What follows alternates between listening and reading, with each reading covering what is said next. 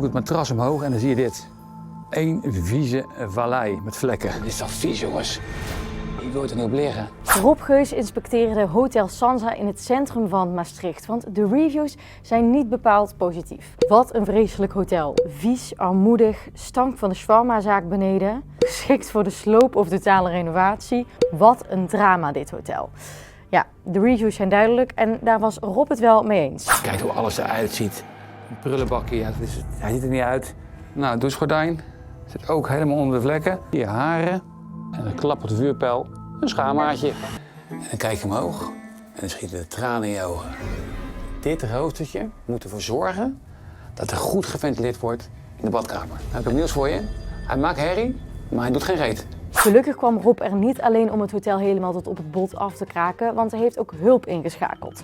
Een team heeft de kamer helemaal gereinigd en er zijn nieuwe matrassen besteld. Dus daarna zag het er al een stuk beter uit. Al met al geef ik wel een voldoende, maar wel een klein voldoendetje.